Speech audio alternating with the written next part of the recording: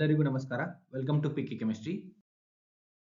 ಯಾರು PGಯನ್ನ ಮುಗಿಸಿ ಅಸಿಸ್ಟೆಂಟ್ ಪ್ರೊಫೆಸರ್ ಆಗಬೇಕು ಅನ್ನೋ ಆಸೆಯಿಂದ ಕೆಸೆಟ್ 2026 ಎಕ್ಸಾಮ್ ಬರೀತಿದ್ರಿ ಅವರು ಸಲುವಾಗಿ ಈ ವಿಡಿಯೋ ಅದ. ಸೊ ವಿಡಿಯೋನ ಕೊನೆ ತನಕ ನೋಡಿ ಮತ್ತು ಯಾರ್ಯಾರು ಕೆಸೆಟ್ 2026 ಪ್ರಿಪೇರ್ ಆಗತ್ತಾರಲ್ಲ ಅವರಿಗೂ ಸಹಿತ ಈ ವಿಡಿಯೋನ ಶೇರ್ ಮಾಡಿ. ಕೆಸೆಟ್ ಎಕ್ಸಾಮ್ ಅಸಿಸ್ಟೆಂಟ್ ಪ್ರೊಫೆಸರ್ ಆಗಲಿಕ್ಕೆ ಎಲಿಜಿಬಿಲಿಟಿಯನ್ನು ಕೊಡುವಂತ ಒಂದು ಅರ್ಹತಾ ಪರೀಕ್ಷೆ ಇದು. ಅಸಿಸ್ಟೆಂಟ್ ಪ್ರೊಫೆಸರ್ ಆಗ್ಲಿಕ್ಕೆ PG ಜೊತೆಗೆ KSET or NET or PhD ಆಗಿರ್ಬೇಕು. ನಿಮ್ದು ನೆಟ್ ಆರ್ PhD ಇದ್ರಿಲ್ಲ ಅಂದ್ರೆ ಜಸ್ಟ್ ಕೆಸೆಟ್ ಆದ್ರೂ ಸಹಿತ ನೀವು ಇದನ್ನ ಅಸಿಸ್ಟೆಂಟ್ ಪ್ರೊಫೆಸರ್ ಆಗಬಹುದು.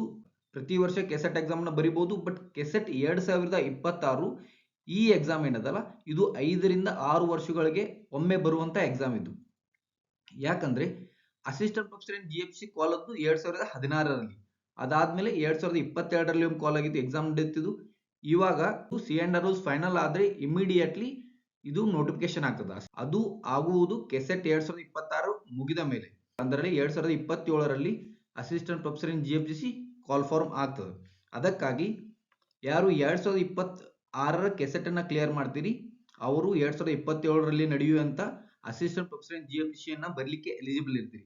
ಅದರ್ವೈಸ್ ಈಗ ನೀವು ಕ್ಲಿಯರ್ ಆಗಲಿಲ್ಲ ಅಂದ್ರೆ ನೆಕ್ಸ್ಟ್ 2027ರ ಕೆಸೆಟ್ ಪಾಸ್ ಆದ್ರೂ ಸಹಿತ ನೀವು ಮಿನಿಮಮ್ 5 ರಿಂದ 6 ವರ್ಷ ವೇಟ್ ಮಾಡಬೇಕು. ಅದಷ್ಟೇ ಅಲ್ಲದೆ ಅಸಿಸ್ಟೆಂಟ್ ಪ್ರೊಫೆಸರ್ ಸ್ಟೇಟ್ ಯೂನಿವರ್ಸಿಟಿನೂ ಸಹಿತ ಅಪ್ಲಿಕೇಶನ್ ಹಾಕ್ಲಿಕ್ಕೆ ಎಲಿಜಿಬಲ್ ಇರ್ತೀರಿ. ಈಗ ಹೊಸದಾಗಿ ಬಂದಂತ ಹೈಯರ್ ಎಜುಕೇಶನ್ ಮಿನಿಸ್ಟರ್ ಮೊನ್ನೆ ಇಂಟರ್ವ್ಯೂ ಅಲ್ಲಿ ಹೇಳಿದಾರ ಸ್ಟೇಟ್ ಯೂನಿವರ್ಸಿಟೀಸ್ ಡೆವಲಪ್ಮೆಂಟ್ ಬಗ್ಗೆ ತುಂಬಾ ಸವಾಲುಗಳು ಇವೆ ಅಂತ ಹೇಳಿದಾರೆ. ಅದ್ರ ಜೊತೆಗೆ ಅಸಿಸ್ಟೆಂಟ್ ಪ್ರೊಫೆಸರ್ ಮತ್ತೆ ಪ್ರೊಫೆಸರ್ ರಿಕ್ರೂಟ್ಮೆಂಟ್ ಮಾಡುವಂತ ಸವಾಲುಗಳು ಬಹಳ ಇದೆ ಅಂತ ಹೇಳ್ತಾರೆ. ಅದಕ್ಕಾಗಿ ಅವರು 2027 ಆರ್ 28ರಲ್ಲಿ ಮೇ ಬಿ ರಿಕ್ರೂಟ್ಮೆಂಟ್ ಆಗೋ ಚಾನ್ಸಸ್ ಅದ.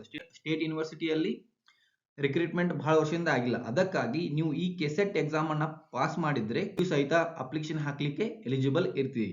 ಕೆಸೆಟ್ 2026ಕ್ಕೆ ಚೆನ್ನಾಗಿ ಪ್ರಿಪೇರ್ ಆಗಿ ಇಲ್ಲಿ ಕೆಸೆಟ್ 2026ನ ಎಲಿಜಿಬಿಲಿಟಿ ತಗೊಂಡು ನೀವು ಅಸಿಸ್ಟೆಂಟ್ ಪ್ರೊಫೆಸರ್ ಅಟೆಂಡ್ ಆದ್ರೆ ಇದೇ ನಾಲೆಜ್ ಮೇಲೆ ನೀವು ಈ ಎಕ್ಸಾಮ್ ಸಹಿತ ಚೆನ್ನಾಗಿ ನೀವು ಅಸಿಸ್ಟೆಂಟ್ ಪ್ರೊಫೆಸರ್ ಆಗುವಂತ ಕನಸಿದೆಯಲ್ಲ ಅದು ಇಲ್ಲಿಂದನೇ ಸ್ಟಾರ್ಟ್ ಆಗ್ತದೆ ನಿಮ್ದು.